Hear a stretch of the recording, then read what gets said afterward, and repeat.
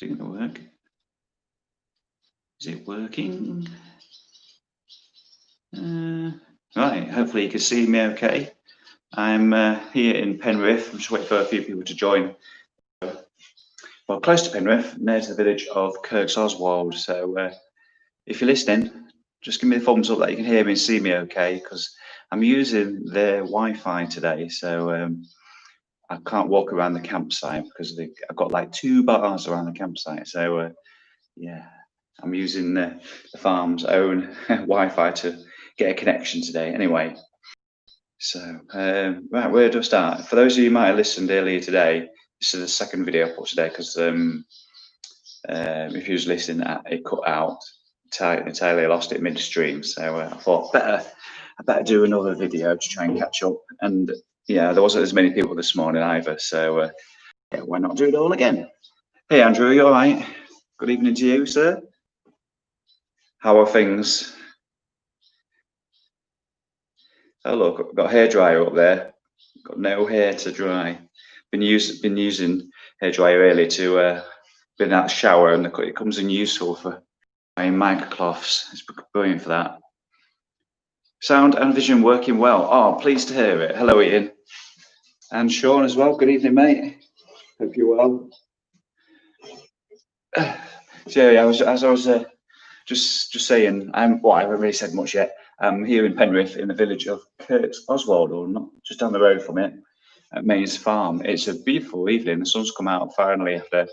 Well, it's been okay all day actually. It's just finally great to see the sun in amongst the clouds. So yeah. Will you reach jog before Christmas? Says Will I'd only. Yeah, yeah. Which Christmas is that? Is that 2020? How your legs are holding up? I see it. Yeah, fine actually. The day off a few days back made the hell of a difference. Yeah, so I'm going well. I think I'm doing an extra long day tomorrow, about 200 kilometers, 230. I'm not quite sure whether I'm going to be in a wild camp or elsewhere at somebody's house. I've not heard back yet, so I'm just waiting and waiting. Andrew says, I'm good, thanks. Planning to do my first 200-kilometer ride on Saturday. Watching your videos in the last 18 months really helped maintain motivation for groups. So thank you. My pleasure.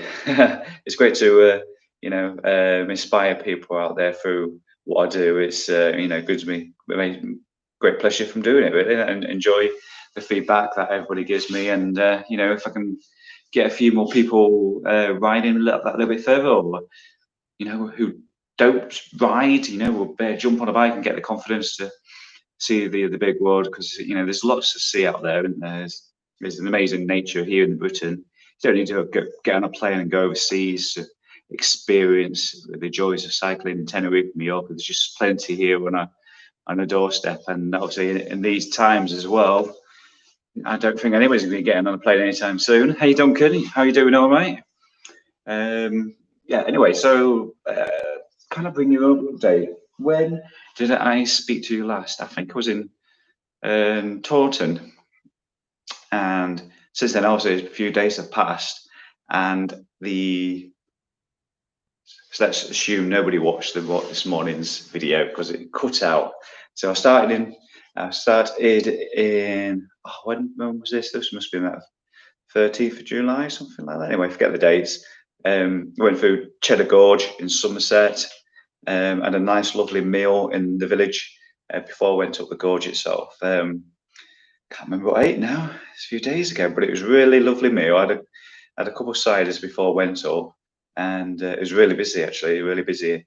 Because I think that was the Sunday, wasn't it? So Saturday or Sunday, something like that. So there's plenty of tourists about, and yeah, that was all good fun trying to get up the hill. So if you're just joining us, just say hello. Actually, there's quite a few number of people joining the stream. So if you've got any questions about anything I could do in terms of LEJOG and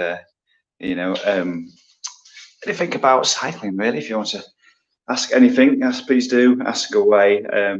Hopefully, some of you out there have been watching my channel for some time. Got this opportunity to ask any questions, and I've just let you know again, I'm on Instagram, ricky.lake, that's RIKKI.lake, and you'll see me there. I do post the odd video, things like that, take pictures throughout the day. And big hello to Kevin at Rowe as well. How you doing? I was joined today by a couple of people on the channel. Ian Lyons joined me this morning as I left. Getting rolling into one. As I left the campsite in the Ribble Valley, oh, it was amazing. Actually, before I tell you, the Ribble Valley, it had been raining all yesterday. Basically, the ride was riding through the northwest. It was Manchester, Stockport, all those places, and yeah, it had been raining all day long, and I got extremely wet. And as I entered the Ribble Valley, I was going up and up and up, climbing up and up around Burnley and places like that. And eventually, the rain stopped, and when I got to the top, the view was absolutely amazing. I just had to stop and take it all in. And there's a massive smile on my face as well, because the sun came out and there's a huge view in the distance. Like a couple of kilometers from the campsite, and it really picked me up. And I think it shows that if you can get through the bad times of a rainy day, there is some sunshine at the end of it. And that sounds corny, but it was fantastic just to get towards the campsite and the sun came out and see that amazing view. It made it all worthwhile. Sean's asking, how's the bike holding up? Well, today I went to Settle with Ian. He met me at the campsite, and we both went down to Settle and there's a bike shop in the marketplace, and I took my bike in there to have a look at getting an 1134 cassette on there. So I've had a new cassette fitted, chain, and everything's hunky dory. And then we've only got one problem though, and that's with the fork. They're going to have to go back to our kit because the cages are quite wobbly. So they were actually the cages which were recommended by Outkit, and they're not not really fit for purpose. So when the jog is over, I'm going to be visiting the Peak District and having a word with our. Oi, this is not good enough. When asked how are the legs? Yeah, the legs are holding up all right actually. I say a long day tomorrow. I had a day off. I'll come to that in a minute. I'll tell you about the day off. So I've done 130 kilometers yesterday, I think it was, and about the same today. So for me, that's relatively short, but I guess on the back of all the other consecutive days of riding, it's all paying, and it's all starting to build up. But I get a new cassette on, it's actually, I'm feeling like I've got a bit of a second wind because I can get up the hills a little bit better. Yes, so I'm going to go back. I'm going to fill you in what a decision I made a couple of days ago when I was near Leek, which is in Staffordshire, close to the border with the Peak District.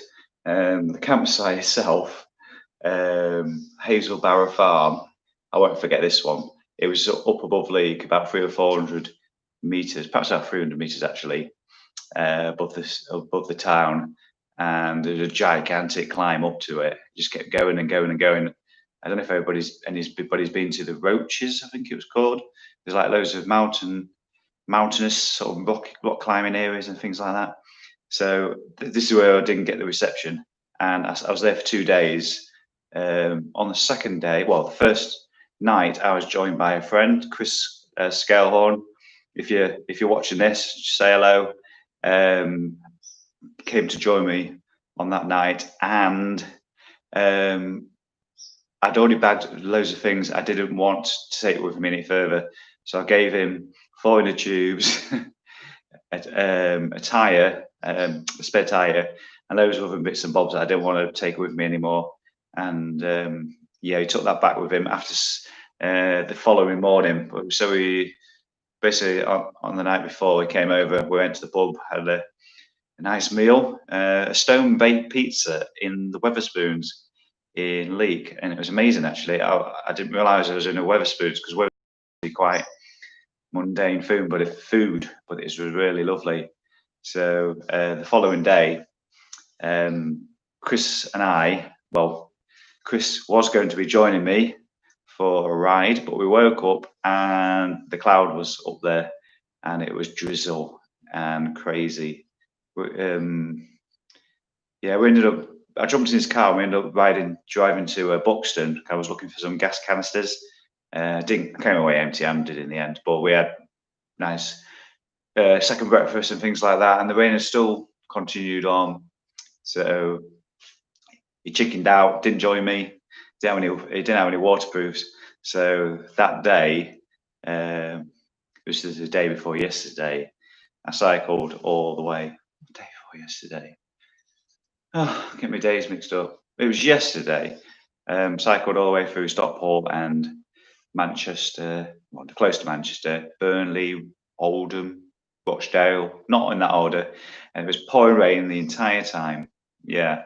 But that day was, I got rid of all that weight. I'd washed the bike, and just had a good day's rest. Actually, did a little tiny bit of climbing on some of the rocky areas near the campsite. I tell you what, remember Hazelbarrow Farm? It's a beautiful area near Leek. I recommend it. Highly recommend it. Except if it's pouring rain, you're not going anywhere. Eon Mac writes, "Hi Richard, and delighted the trips are going so well. Can I just ask how you manage locking your bike as a solo rider? What kind of lock you recommend for like popping into the shops or when camping?" Now, originally I bought a Kryptonite, quite a big lock really, because it's stipulated in my insurance that I need to carry one of these. And I was like, oh, it's too bloody heavy. So Chris gave me just like a combination lock in the end. So it's just a deterrent really for opportunist thieves. So that's what I'm using. A lot of the time, if it's a tiny small village like a co-op and there's people around and stuff like that, I won't even bother. I'll get in there quick as I can and get out again. Which I do like leaning my bike up against the window so I can see out, when I'm queuing at the tills and stuff like that. So yeah, take a bit of a chance, but I realised a Kryptonite Secure 2 lock or whatever it is it's just too much to be carrying around. So Chris took that back with him. And what else did Chris give me? A cap. My cap was bent a lot in the middle. A lot of you would probably notice that. So he has given me his cap to use for the trip. Importantly, I've been given, if you remember, I was telling you about the buckles on the saddlebag. They're broken, or I broke a second one now, and I was using zip ties to, fix it up and things like that. So I was getting a little bit pissed off. And he gave me his Apogora saddlebag, so I've got that now. Same sort of capacity on it. So it's just, I think I'm probably going to, these flies, the moths are out. I think I'm going to perhaps buy one of these myself, because I'm the Altura saddlebag that I've got, not Apogora. I told you I had an Apogora bag myself, but I don't. It was Altura. So, yeah, so I'm going to probably get one of those at some point. Also, a bit of a nightmare with the handlebar bag, again from Outkit. It's a nightmare putting it onto the handlebar bag. I just can't live with it. There's like 4 straps, and you put 2 on the actual handlebars, and that should be it. It should be fine. It should be nice and secure and everything. What I end up doing is put the roll-up ones on around the handlebars as well, just to try and keep everything from wobbling, and it's just a nightmare. And when you put those on the handlebars, it takes up space on the top handlebar, so you lose a resting place. So when I was in the bike shop in Settle today with Ian, I tried to find a suitable bag to get along with, and might have seen one, but I came away empty-handed. I thought put it with a few more days. Have you got some wet lube now too? No, I just decided to keep with the dry one and just top it up whenever I need to. It's actually the wet lube, actually a dry lube I'm using, actually lasted all the way through yesterday's pouring rain. So yeah, it didn't wash off straight away. So I'm just gonna use that up really. What else was I going to say? Yeah, I also met, let's get his name right, Jeremy Prodger. He rode with me for the last 35k or something like that. So we went from, he actually, I was crossing over the Yorkshire Dales. It must have been past the village of Hawes, something like that, which is pretty close to Horton in Ribblesdale. So he joined me around there. He was coming in the opposite direction. He just came out on the off chance to see me. And yeah, we went all the way to Appleby, Westmore, whatever it's called. And yeah, had a good old chat, good old natter. As we, probably had about 20k left of the ride. And that really did pass a lot of time, actually. It was nice to have a bit of company. I was, obviously, I had Ian for company beginning of the day and Jeremy at the end of the day. So it was nice to have a day like that where you ride with other people and you get to chat and stuff like that. Because myself and Jeremy also ended up in Kirby Stephen. If you've been to Kirby Stephen, it's a really, really nice place. We went to a cafe there, I forget its name. If you're watching, Jeremy, let me know in the comments below what cafe it was. So I went in there, and the owner felt, it was like, "Wow, you're doing the jog and all this lot. This is on me." And we're like, "No, what are you on about?" So charging us £10 for a couple of meals and things like that. Coffee, I had a toffee and custard dessert, and like nachos with beef chili and stuff like that. And it cost, for the two of us, like 2 drinks and everything, it cost £10 at the end of the day. So I'm trying to remember the name of the place because it's really good. They've got a track pump there. If you're ever through Kirby Stephen, they've got a track pump, a chain breaker, and there was something else there. I can't remember what it was as well. So I didn't bother putting any air in because my tyres are actually doing okay. Event air in the tyres, so I don't need to mess about. Don Lefrago, good evening, Don. How are you? Good to see you. I'm really enjoying these updates. Keep it up. Are you prepared for the midges in Scotland? Yes, tomorrow I will be leaving England and entering Scotland. Prepared? Well, I hope Smidge, the spray, is up to the job. I think it's like the #1 product for that. So what do I do? Do I spray it first thing in the morning? I think the last 8 hours or something like that. So I suppose it would be an extra long ride. I should have perhaps spray it on first thing in the morning. I don't know. At what point do the midges, should I worry about them? Because I'm near Penrith at the moment. Hoping to cycle near Edinburgh tomorrow. I don't know the exact route. I need to look at that tonight on the Wahoo app and see what places I'm passing through. I do recall that I'm going near Newcastleton, which is near Dumfries and Galloway, but it sort of goes around the border. It's a question for you guys. Dumfries and Galloway, is it still quarantined or whatever the word is? Is there still a border check there? I don't know. So the route actually goes around that. So I don't go into that area. It's pretty close to Carlisle as well, I think that. So I really, really need to check the track.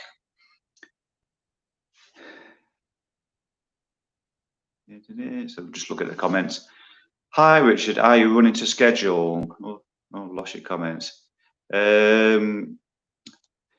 really, not now. That's the question from the favourite weather cyclist. Are you running to schedule? Not really. I've just laid back a little bit and just dropped off the longer rides and things like that. But I'm quite pleased with myself. I don't know. I can't remember if I've already told you. I think I'm going to not do the North Coast 500 this trip because I'm just going to run out of time. I want to enjoy it as much as I can without feeling the pressure of racing around, having long days back to back. By long days, I mean anything over 120 miles, 200 kilometers plus sort of thing. Because the ride tomorrow is 235 kilometers and 3,300 meters of climbing. So I'd like that to be like the last of that kind of ride, really. What was I going to say on that respect? I can't remember. So Eon Mac, cheers. Did you find it took you a long time after beginning to cycle to acclimatise to longer distances without being shattered after you ride? When I got to the it depends how you classify longer rides. I mean, I got into longer rides through Audax, so I'd done plenty of 100-mile rides through sporties and things like that. I think my approach has always been to go progressively longer, push the envelope as much as I can, try and really challenge myself. So the Audax thing, obviously, I started doing 200s, which is an extra 24 miles. The first Audax season, I went to do the 300, the 400, and the 600. So that's called the Super Randoner series. So I did that, and it was all flat mostly. I decided to keep to the flat, don't do any sort of hilly ones. I stuck to the east side of the country to do those. That was my way to acclimatise myself to longer distances. Of course, the time on the bike as well, being able to sleep and things like that. When I first did a 600 I was joined by Al High, Lee Robinson, and was it just the three of us that time? I think it might have been. Yes. On the 600, there was an overnight stay. We organised it. We slept in somebody's shed in the back garden. The weekend before, the day before we were the ride, we all went down with sleeping bags and things like that. So the idea was to make sure we rode as long as possible to get to that point. So yeah, I've not done bivvying at the moment on these long distances, but it's something I'm seriously going to move across to, and that's just sleeping on the roadside in an Audax hotel, like a bus stop or something like that. So there's further developments in that respect. I've sort of gone off on a tangent there, haven't I? But yeah, I've always crept up the amount of effort I'm putting in. That's really you have to do is just push yourself a little bit further at a time. Hey, Mark Brennan, how you doing? All right? Much more stunning scenery today for you. Bags are tricky to get right and find what works for you. Yeah, that's proven true. The stunning scenery today, yeah, it was amazing over the Yorkshire Dales. I've been much that way before, but it was nice to see it in reverse.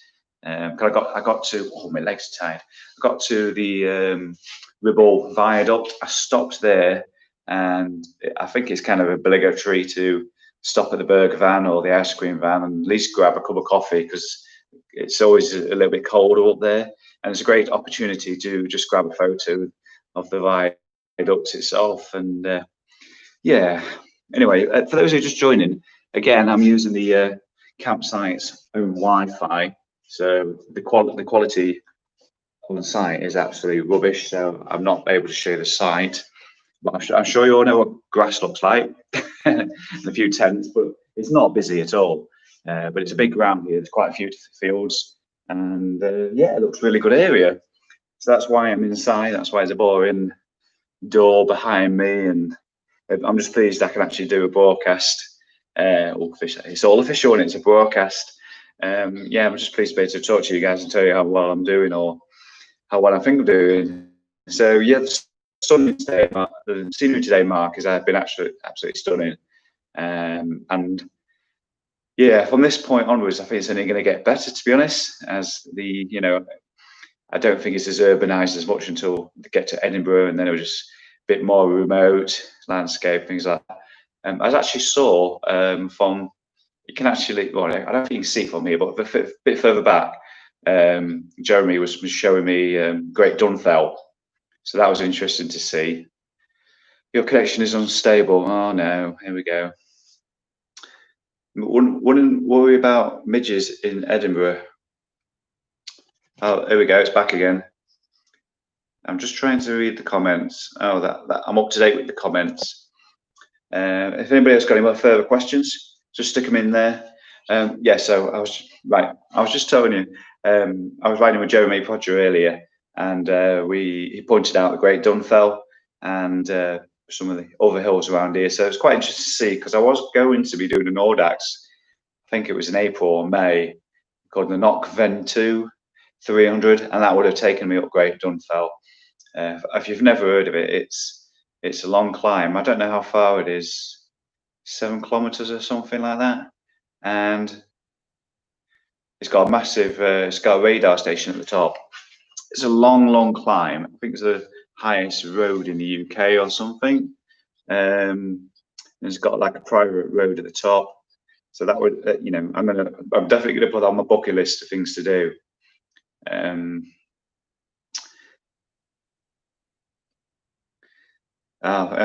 just reading the weird comment on there. I will turn 48 years old. Okay, so you're 2 years old now, mate. Okay. Happy birthday for 48 in 48 years' time. Duncan, it's a must to do for cyclists. I did it recently. Yes, yeah, Great Dunfell. Yeah, it's definitely a. I think is it an official 100 climb? I'd imagine it is. It's there with Bedale and the Bar, isn't it? It's in the. It's probably a top 10 climb, along with Hard Knot Pass, Rhinos Pass, Cheddar Gorge, things like that. Mark Bowden, did you get a new cassette easy enough? Yes, the bike shop called Free Peak Cycles in the marketplace in Settle had a massive stock of those different products, and it's really yeah, it's quite a 2-3 floors actually. So yeah, it was quite easy really. They had loads of cassettes in stock and seemed busy as well. Doing lots of business. So yeah, Ian Loynes, I don't know if you're there watching. Hello to you. He took us to the bike shop. It's always useful having somebody ride somebody else who's got a bit of local knowledge. Andrew saying what someone gives Great Dunfell as 7,000 sub. That's not right, is it? It's got a 638 meter ascent, and it's the second book of his 100 climbs. Is that 7.45 kilometers? I think that's probably it. See, Mark, you've been to the Free Peak Cycles, is that right? Where the cafe is, if you're planning on going there right now, the cafe is actually closed. We went across the marketplace to, I don't know what it's called, but it's like a baker's and everything else. There's big seating area just across the marketplace. So yeah, had a nice bacon and sausage bun. I think a nice cup of coffee. Yeah, 7.45 kilometers, Andrew. Yeah, 40. I had it in the number in mind as 7.8, so I was in the right sort of ballpark. So yeah, Great Dunfell. It's up there on my list of things to do, and I'll probably do that as part of an Audax. I wouldn't come all this way just to go up one hill. I don't do hill climbs like that. I wonder if he used it. No. I was just wondering whether that was like one of these, whether they do organised hill climbs up there. I can't imagine they do. Oh, we're coming up to half an hour, so I'm going to be wrapping things up soon. So tonight I need to be studying the route. Oh yes, another annoying problem I've had recently is my phone keeps, the droplet icon keeps appearing because I don't know, the water's getting in somehow. So like today I had the hairdryer. It's only by pure luck there's a hairdryer here, and just dried the phone. I was actually able to use it. Hey Richard, hey Jeremy, you all right? Great to ride a few miles with you today. Did you get that pint? No, I didn't. I think the shop is the other side of the campsite. But the owner of the campsite said, "I've got a beer for you, £2, please." So I had a can of Carlsberg. So yeah, I think it's a co-op. I think it's a co-op down about 2 miles down the road, and I couldn't be asked to get back on the bike again. I've got loads tomorrow. I'm going to be getting up super early actually. I think I need to leave here at the crack of dawn. So if I can get up at if I can set my alarm for like 3:30 or something like that and get out of here 5:30, that'd be awesome. But that would be a great plan. That co-op in Leesonby opens at 7:30 a.m. All right, okay, yeah. Like I say, I'm hoping to go before that, but now I know it opens at 7:30.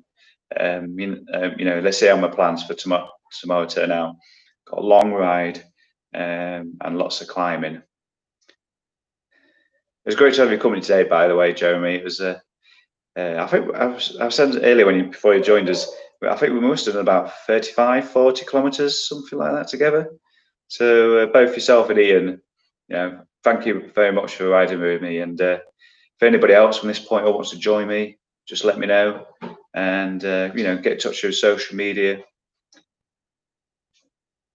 It was my pleasure. Yeah. Okay, so got a couple more minutes. I think we'll round it up. I'm trying to think of anything I've missed over the last few days.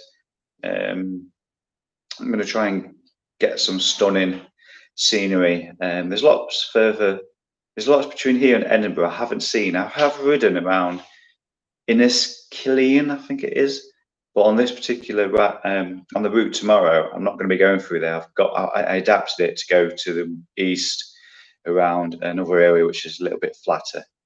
So yeah, and then after Edinburgh, there's loads of countryside I've not seen before. So I'm looking forward to getting up there and seeing mountains reaching higher and higher and things like that. So yeah, and if anybody got any final questions they'd like to add before I disappear and relax for the rest of the evening, now's your time. Hey James, how are you doing? All right, you're just joining us before I'm about to disappear. So if you've got any questions, stick them in there.